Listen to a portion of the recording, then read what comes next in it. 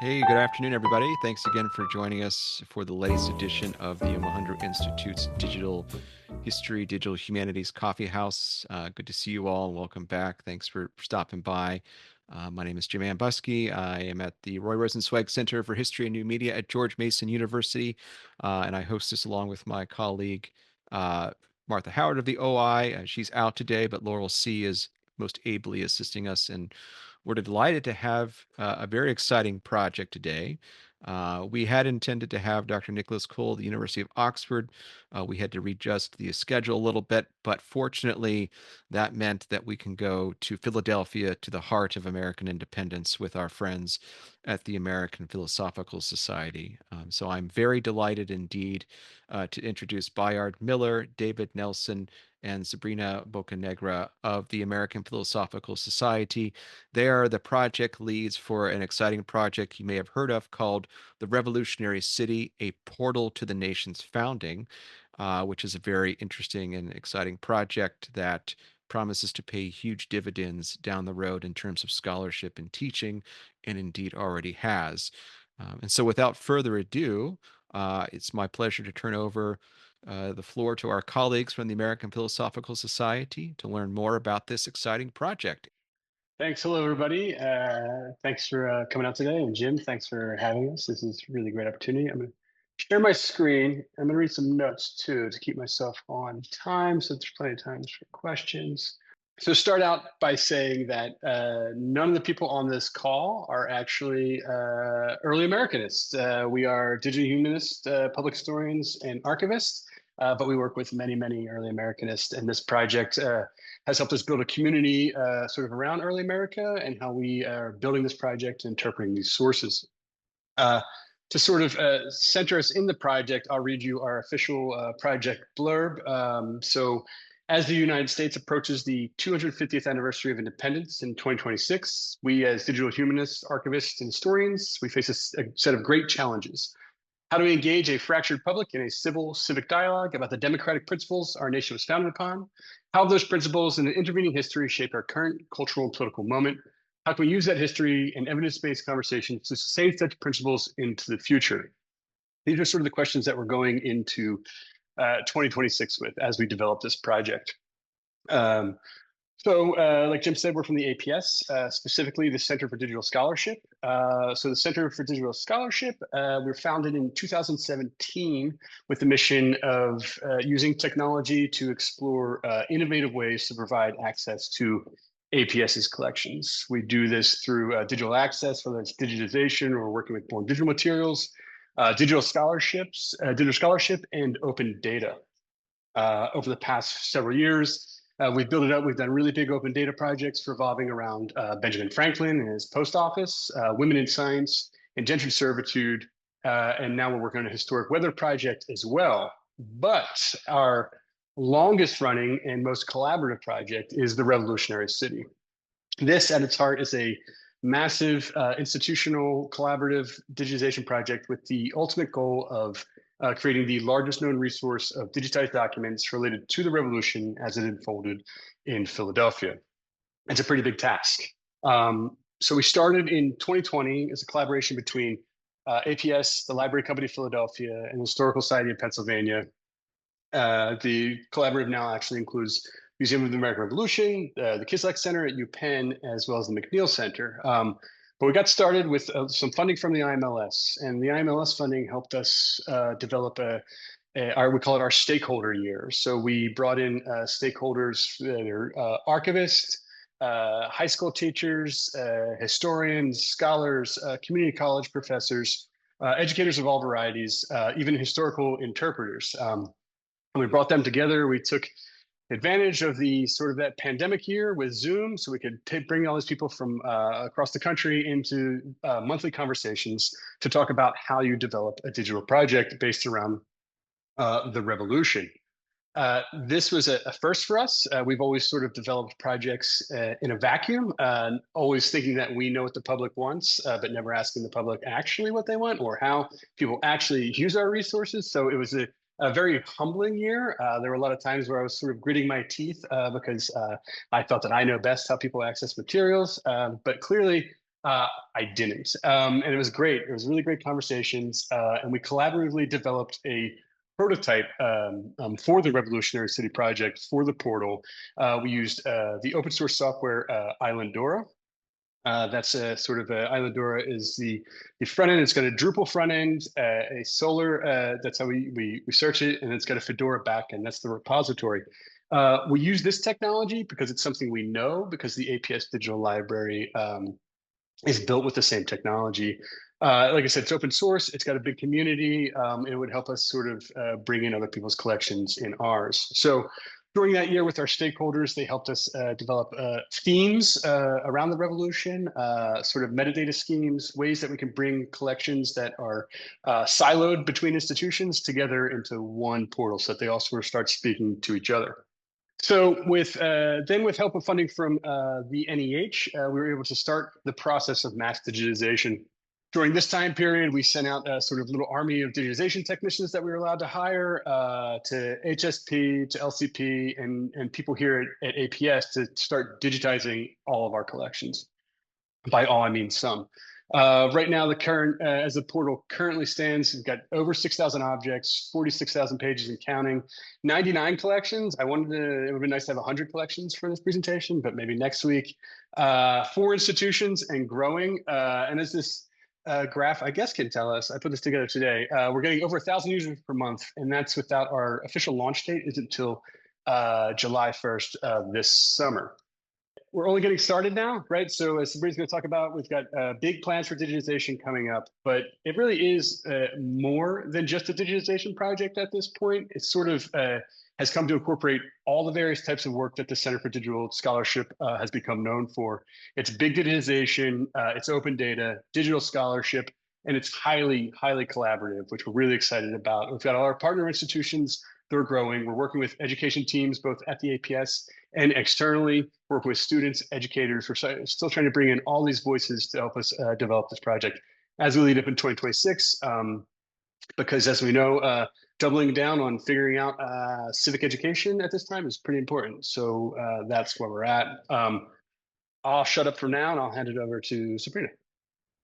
Great. Thank you, Bayard. And hello, everyone.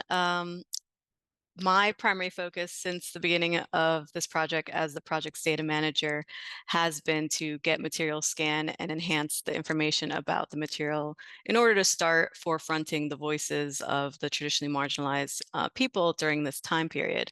Unlike what Bayard said, digitization is the most important part of this project now.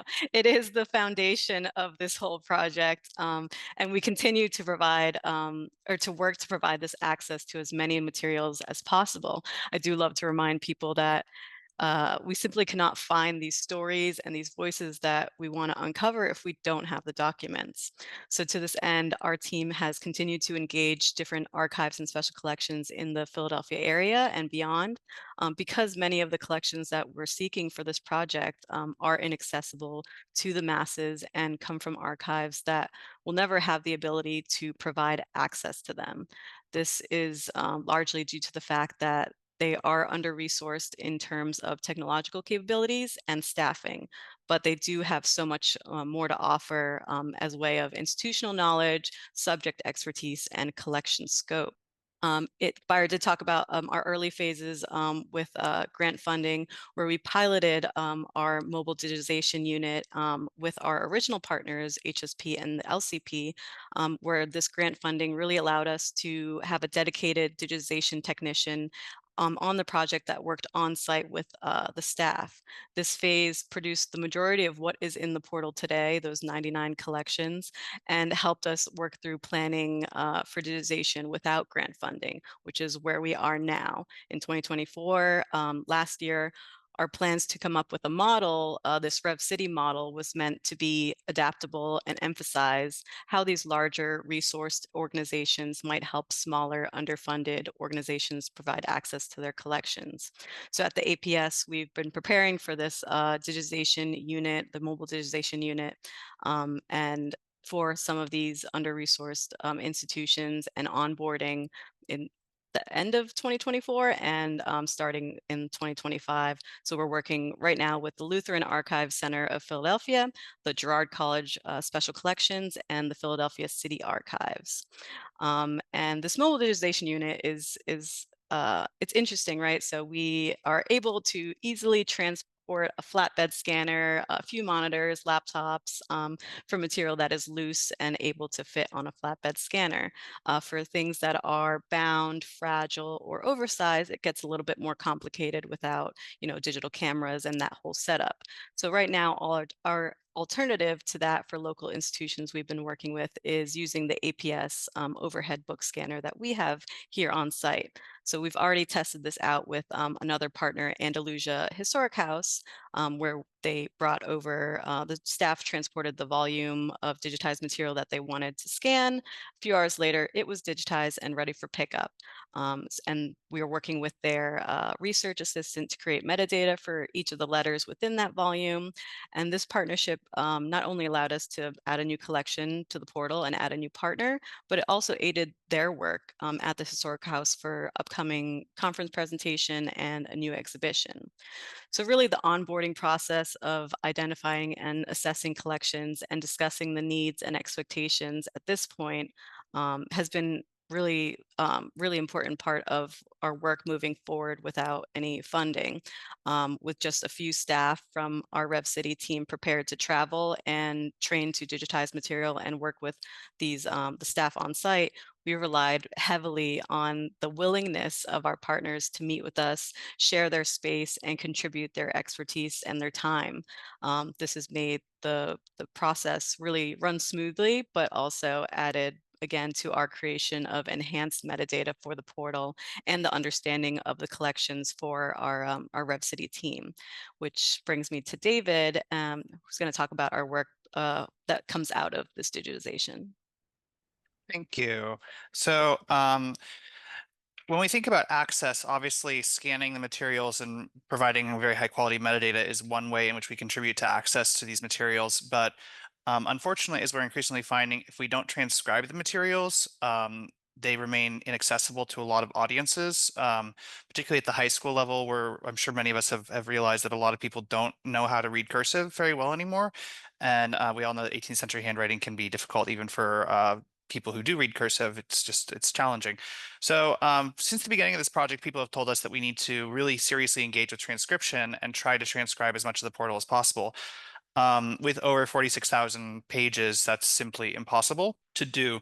And so we're in the beginning of thinking about, actually, we're not at the beginning, we're well on our way to trying to use automatic transcription to make this go a little bit faster. So we are using an open source software, Kraken, which is developed in Paris. This comes with an attractive user interface, eScriptorium, and this allows us to transcribe documents automatically. We need quite a bit of training data to do this. And so this has been a big part of my work right now, is generating training data for this. So we hired several interns last summer to transcribe a ton of material for us and to generate training data for us. We have been holding public events with and transcribathons where we have the public transcribe documents for us. And we are about to reach out to volunteers to have them also generate training data for us. So with this training data, we're able to reach models that are about 90% accurate, although maybe in the Q&A I can discuss what that actually means. So it's actually, automatic transcription is working for us. It's starting to be okay. It's not perfect, but it's starting to work. I will say that this does require quite a bit of technical knowledge to set up, and I've written more lines of code than I thought I would have to do this. So that is the one caveat. So why did we choose to use Kraken and eScriptorium to do this? They're open source. So like our digital library, which is an open source technology, we're very much behind that. There's a very active community behind it. Mostly in Europe, but in the US, there are more people using it. Like Princeton is using it. Our colleagues at Penn have experimented with it, but haven't implemented it. One thing that was really important for us is that we are not giving the data over to another company. We are maintaining the data ourselves. So we intend to release our data when we're done, and we intend to release it as training data for others to use. This is very much in line with our other data sets that we've made in the Center for Digital Scholarship. And so that's very important for us to continue that.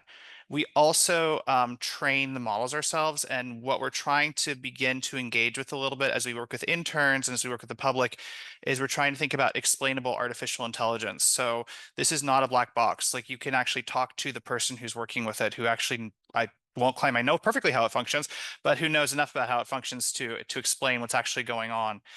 Yeah, this is a good comment. The one downside to this is that we do have to do everything ourselves. So we have to provide our own equipment. We have to provide my staff time to run it. This is not necessarily cheap to do at scale, but we're finding ways to do it, and I can answer more questions about it in the Q&A perhaps. So for us, I really see transcription and content as related. So in order to have high quality, engaging content for audiences, we need to transcribe the material first. And this is for two reasons. One is so that the material is available for people. And the other is because, like, if we don't have the documents transcribed, we don't catch all of the content. We've discovered a lot of unexpected connections just in the 400 or so pages we have transcribed already. So it's really transcription is the basis for producing engaging and relatable content. On the other side, as we think about what content we want to produce to help people engage with the portal, that informs what we choose to transcribe and what we choose to put our staff time into.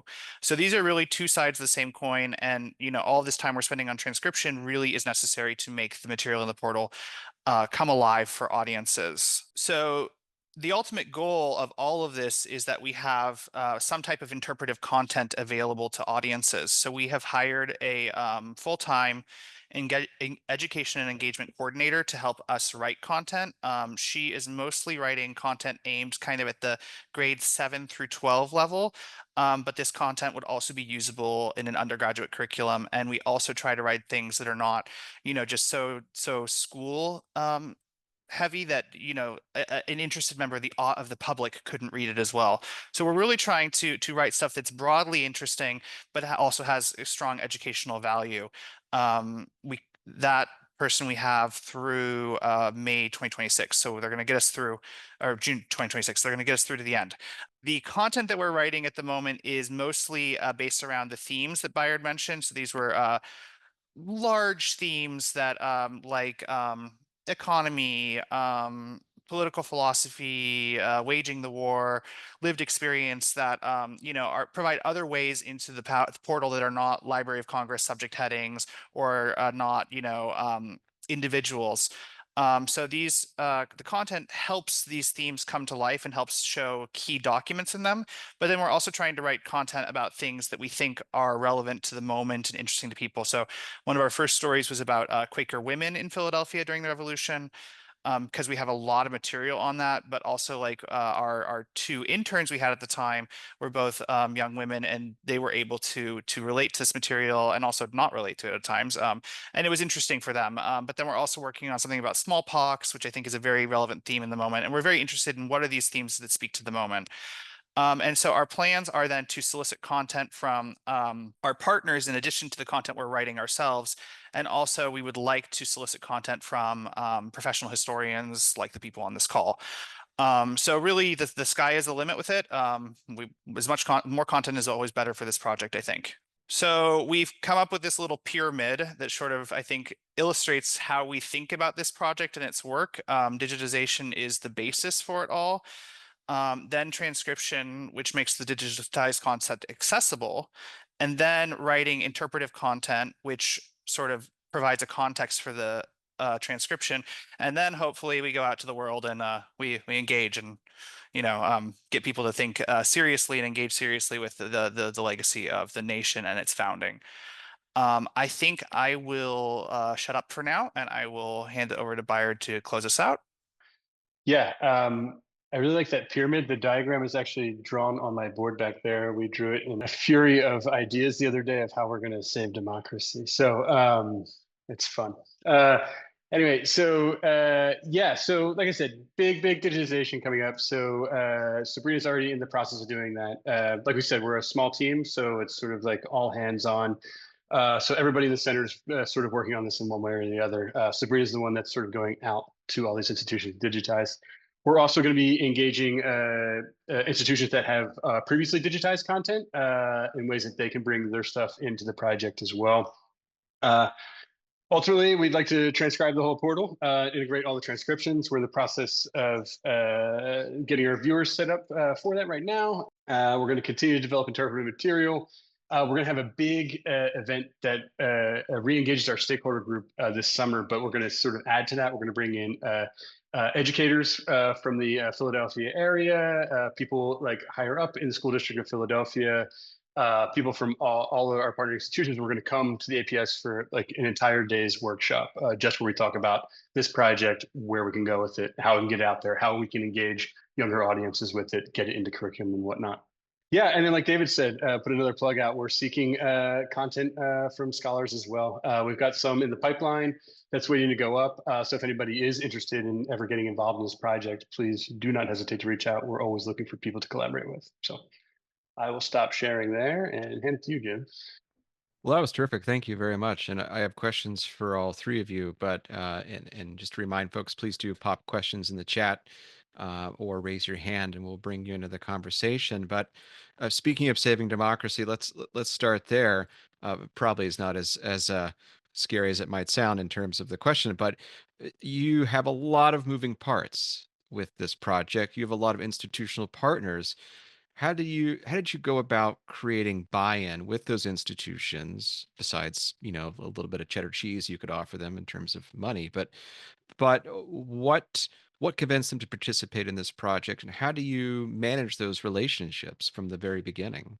Yeah, like any collaboration, it's sort of hard to get started, right? So the relationships with our institutions like HSP and LCP, even Penn now, go back before this iteration of the project. There was a grant written maybe like 2016 that never got funded, but then sort of me and my former colleague Kyle Roberts, we took the pandemic as a time to let's rewrite a grant and figure out the project that we would want to do.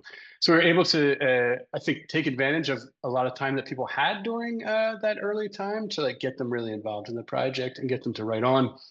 With our institutions, the APS is situated where we're able to take on a larger project like this, whereas some of our partners wouldn't be able to because they don't have the staff or the resources. So we're able to write that initial grant to get some funding, to have the conversations, right? And then to work with our already digitized materials. So we got their buy-in there. And then for the next grant we wrote, it said, we're going to do this. We'll get the money. We'll do all the hiring. We'll send everybody there. So it's basically us being able to be like, this will be sort of easy. We're lowering the barrier of participation for people, I think, is really important because everybody's busy, especially institutions that don't have big staff. So lowering that barrier of participation, getting them involved early on is important. Like Sabrina sort of mentioned, working with their staffs because they're the experts on the project, right? We never wanted this to be a project that's like, oh, the APS is doing this project and we just want your stuff. No, we want them to be part of it. We want them to develop content, to give us their metadata for these things. So I think it was that and sort of collaboratively developing the processes for engagement. And with the other institutions in that stakeholder year, they all had representation on that board of stakeholders as well. So they were sort of dictating those terms as well. So One of the things that you said struck me is that you were surprised by some of the things that your stakeholders brought to the table, various archives, teachers, students, and whatnot. What surprised you most? I'll say I like as a library professional, as an archivist, I always just think that like I said, I know how people search for materials. I know metadata standards. I know this. I know all this. My big surprise was that a lot of people don't actually use our collections the way that I think that they use the collections that I think they should use. And that was a little bit humbling. I don't know, Sabrina, do you have anything to add to that? Yeah, I think it was more content based for me that they they knew all the things that they wanted to see, like on a digital object page, like the title, the abstract, and like some subjects. They just didn't know what those were called, like those fields. So like actually kind of having these 101 like sessions of like, this is what metadata is. You already know what it is, but this is how we're actually getting it out there and being accessible to you. This is all the groundwork that we're doing. And I think that really surprised them and made them have a better appreciation for what we were doing, and also a better appreciation for the content that they were creating, the metadata that they were contributing. Yeah, it was a really awesome process too, and it was fun for us to hear people tell us like, no, that's not that. That's this. Or we did one activity where we sort of gave everybody homework, and they had to go find digital projects that they liked and the digital projects that they didn't like, and then we had a conversation about what they did and didn't like. And I was sort of taken aback by a few of those. I forget which project of ours it was that someone didn't like, and that was fun to hear about too. So. That project shall remain nameless Yeah. right now. Don't worry. Well, let me pick up the theme with metadata for a second, because that's one of the things that struck me as well. And as Sabrina, as you were talking, so you've got all these institutions with their individual records, and there are certain metadata standards that some institutions will adhere to over the others, or there's certain types of metadata that they collect that others won't. But then you're trying to centralize into this portal. Plus, then you've got these transcribers creating transcriptions which potentially generate new metadata. And so how have you gone about wrangling all that together in ways that allows you to keep your sanity? Great question. That's been my whole 6 years here, or 4 years on the project, almost 5. Um, Basically, at the beginning, that's during our pilot with the IMLS, that was what I was looking for. I was looking at all of our different institutions, what we did similar, what we did different, and basically we just made a best practices guidelines for ourselves for this project specifically. So anyone that we were digitizing new material would follow those guidelines. Anyone that was contributing their own metadata would have to reformat, reconfigure their metadata and the information about it. With the other side of your question about these transcriptions having more data to be not developed, but to be added to the portal, we're still working through those. That's exactly it. We're we're collecting all of this data in a way that we can go back and update these collections, which is actually pretty easy in our bulk ingest, our bulk uploading to the portal. But again, that takes a lot of time and resources that we don't have a lot of at the moment. So that's all kind of in our backlog of things that we need to do. We need to add in all of our interns, updated metadata. All of our engagement coordinator is also doing a lot of this work where she's going into these documents and seeing the metadata and maybe wanting to change a couple things. So she has the training to actually go and do that in the back end of the portal. I want to jump in for a second on this because it's one of the things we ask our volunteer transcribers to do is to summarize the documents. But when we work with volunteers or interns who are not trained in metadata, we don't ask them to actually produce the metadata in a proper format. And so it's very useful for us internally, but there's a big question of how do we transform that into something that can be public facing? So. Yeah, I think that's an excellent point. And I was thinking about it, or I was going to ask about how you are using interns, because we were talking off camera very briefly before we started about, volunteers and interns, and how does this project works in terms of student engagement? We have lots of interns and fellows who come with the project. So the project is, it's completely dependent on collaboration, right? So we get interns and fellows from wherever we can, and we have them work on this project. It's been really good.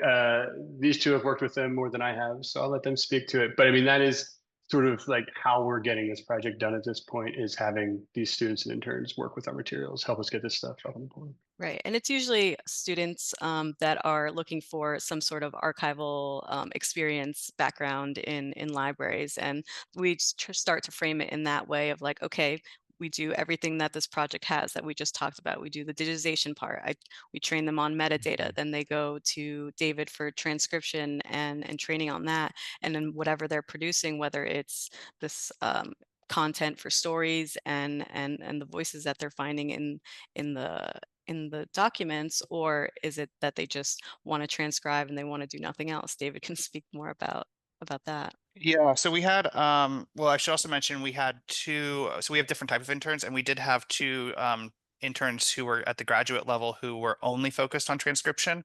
And I'm very interested in seeing like how does this pan out in the future, because I know we do have people who are very interested in funding materials related to automatic transcription. So there might be more pools of money that open up for funding that type of work. But it's very interesting because we had these two interns who were both undergraduates, and they were supposed to do other things besides transcribe, but they love transcribing so much. And like, it was kind of ridiculous. Like I trained a model for them to transcribe Sarah Logan Fisher's diaries.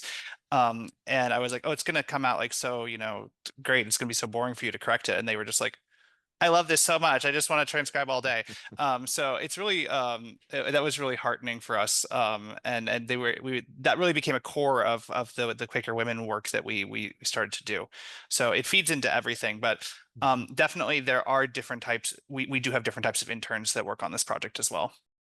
I should add too that it's we're much different than university, so we don't have like a ready pool of interns and fellows. So like any like sort of funding we can cobble together for these. So we have like in the past we've got 2 digital library internships. We have digital humanities fellowships.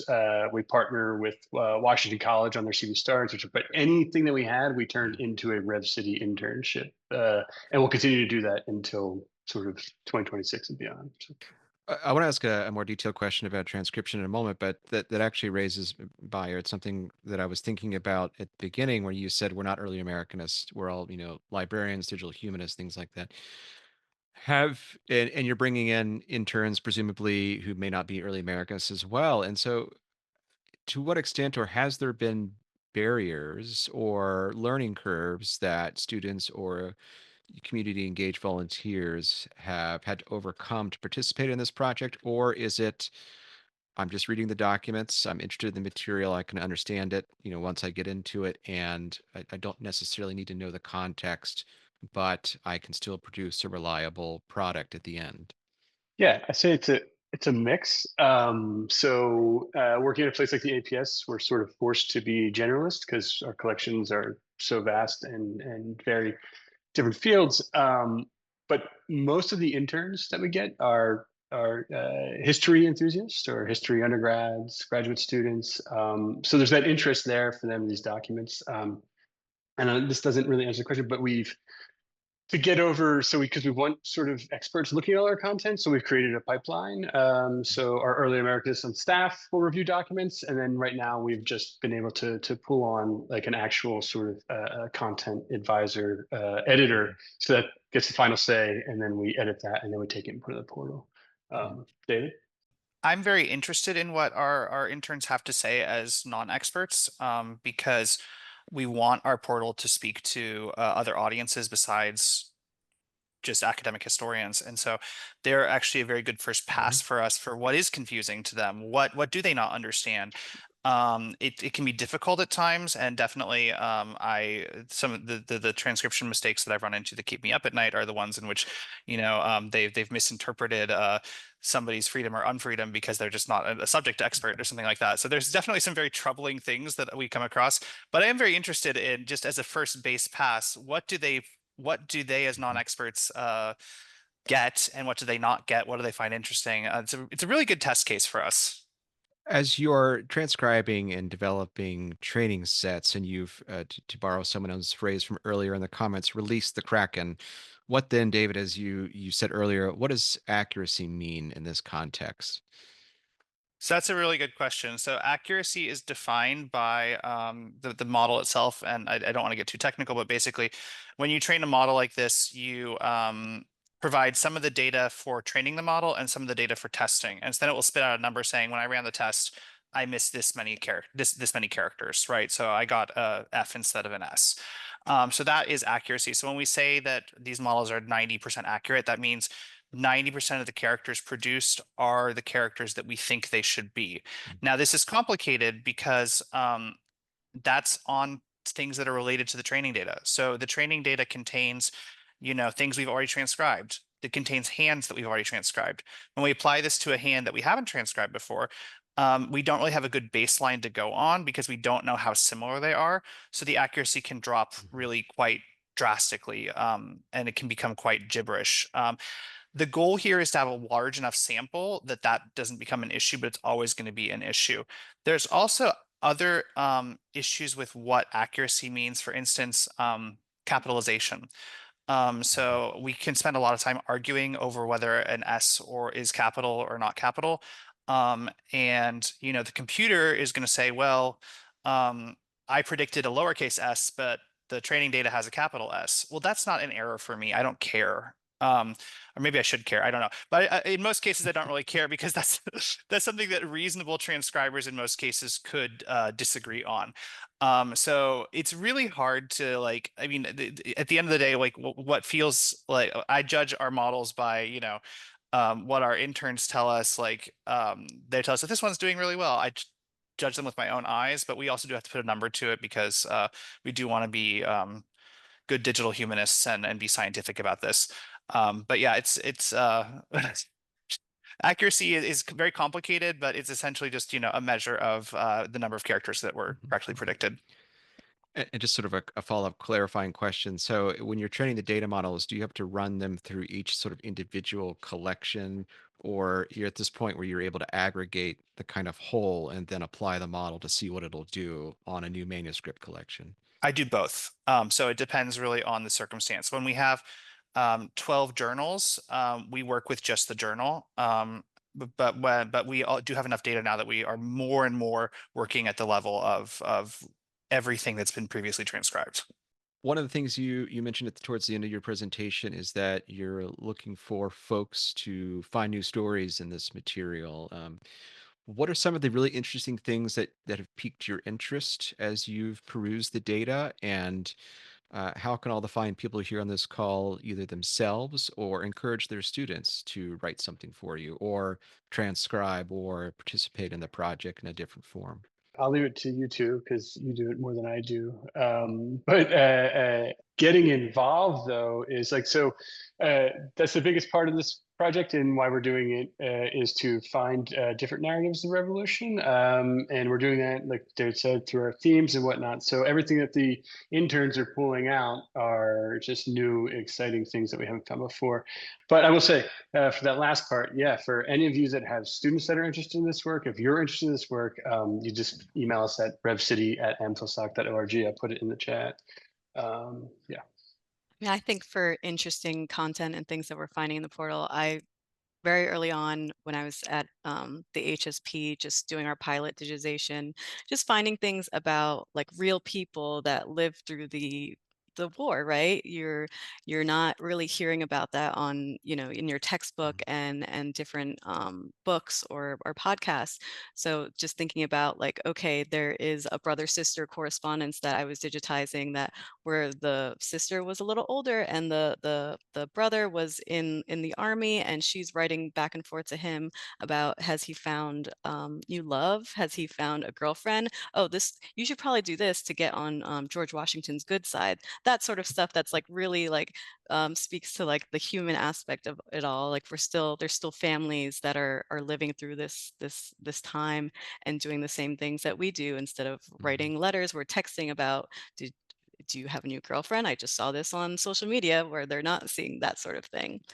So that was always interesting to me. And there's lots of stories about younger people, like just thinking about the ages of even some of the higher, white male elite people that are running the Congress and all of that. You don't realize that, oh, they're in their early 30s. They're not like 50 years old or 60 years old. So things like that, I was really interested in finding out and learning about. So I think that's what not a lot, but some of the content that we're creating, especially obviously the Quaker girls, those are women early in their adulthood and maybe like teens that are talking about things that, the British are occupying Philadelphia, but they're out in the country, which is maybe 15 20 minutes outside of Philadelphia, and they're running into Continental soldiers, and they're flirting with these soldiers and having tea and having doing the things that they are usually doing during their free time. So, David, do you have anything? I mean, I think that there's been so much that's been discovered, and the human stories are really what we're interested in. We're also really interested in like, so I had a intern over the summer transcribe the Gratz family papers, which were very interesting in terms of thinking about Jewish life in Philadelphia in the 18th century, how that form of difference manifests and also doesn't manifest in certain ways. It's very interesting.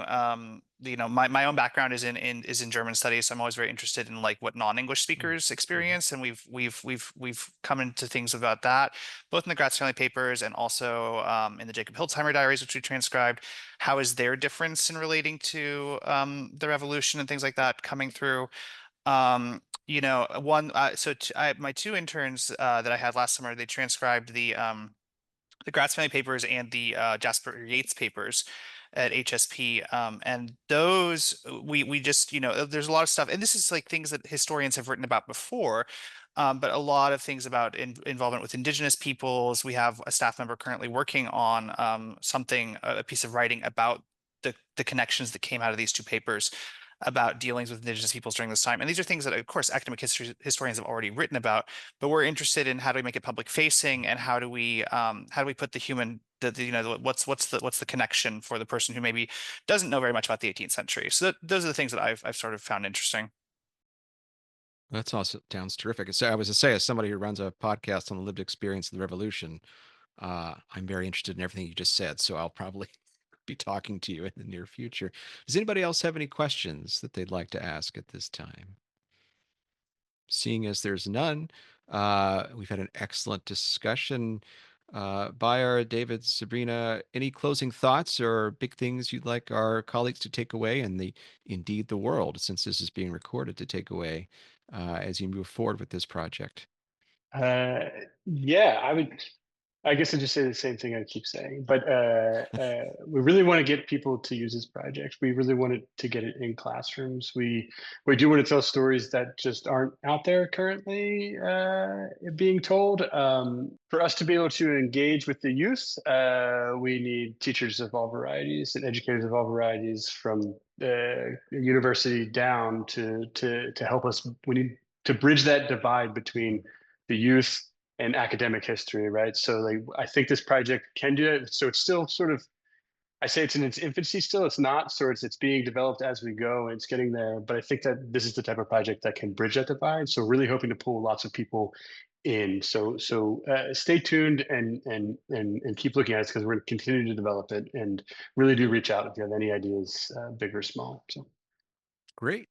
Well, thank you very much. This has been terrific, and really appreciate you all coming today, and looking forward to seeing where you all go next. And for our usual participants, we'll be back in 2 weeks with another excellent coffee house. We'll see you all soon. thanks, everybody.